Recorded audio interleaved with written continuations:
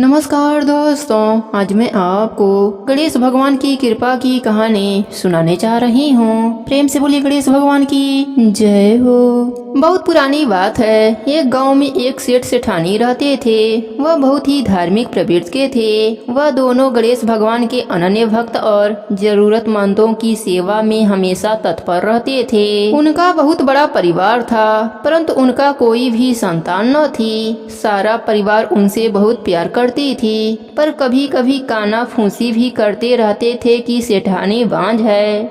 इस बात से दोनों बहुत ही दुखी रहते थे। एक समय की बात है, सेठ सेठानी गणेश जी के मंदिर में पूजा कर रहे थे। पूजा करने के बाद वह मंदिर से बाहर आए कि मंदिर की सीढ़ियों पर एक 4-5 साल का बच्चा बैठा रो रहा है। सेठ जी ने चारों तरफ देखा कि बच्चे के माता पिता कहीं आसपास होंगे, परंतु उन्हें कोई भी दिखाई नहीं दिया। वह उस बच्चे को पुजारी जी के पास लाए और बोले, बाबा, यह बच्चा अकेला है, इसके माँ बाप कहीं भी दिखाई नहीं दे रहे हैं। शाम हुई तो पुजारी जी बोले, सेठ जी, आप इस बच्चे को घर ले जाइए। यदि कोई इस बच्चे को खोजता हुआ आएगा तो मैं उसे आपके घर भेज दूंगा। सेठ सेठानी बहुत ही खुश हुए और उस बालक को अपने घर लाए।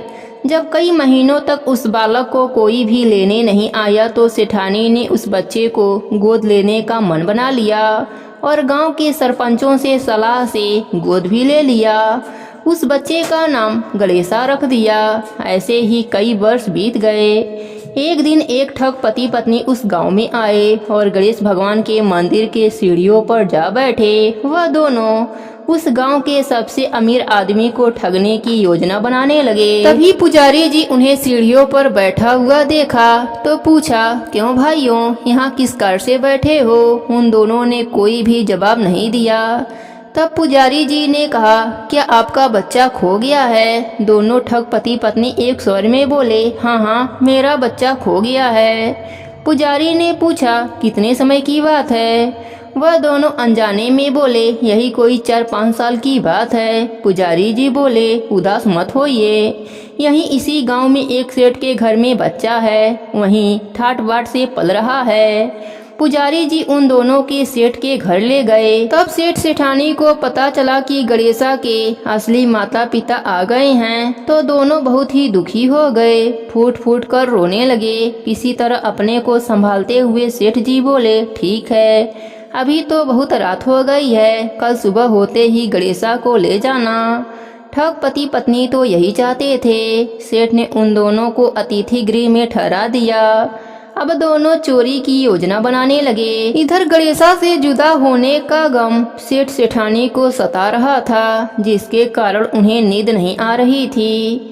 इधर ठग सभी कमरों की तलाशी लेने लगे। तलाशी लेते हुए तिजोरी वाले कमरे में पहुंच गए। आवाज सुनकर घर के नौकर की नींद खुल गई। तब नौकर ने देखा कि दोनों अतिथि तिजोरी वाले कमरे में कुछ खोज रहे हैं। नौकर ने नियत भांप लिया और बाहर से कमरे का दरवाजा बंद कर लिया।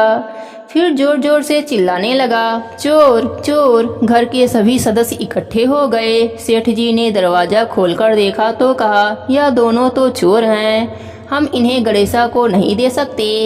ठगों को अपनी योजना विफल होती दिखी तो दोनों जिद पर अड़ गए और कहने लगे, गणेशा मेरा बेटा है। सेठ जी बोले, तुम दोनों चोर हो, हम तुम्हें गणेशा नहीं दे सकते। तब यह बात सरपंच तक पहुंच गई। वहां सरपंच ने एक शर्त रख दी। दोनों पक्ष को सभा में आमने सामने खड़ा किया गया। अब दोनों माताओं को आदेश दिया, आप दोनों सूर्यदेव के सामने खड़े हो जाइए। जिसके स्तन से गणेशा के मुंह में दूध की धार जाएगी, बच्चा उसी का माना जाएगा।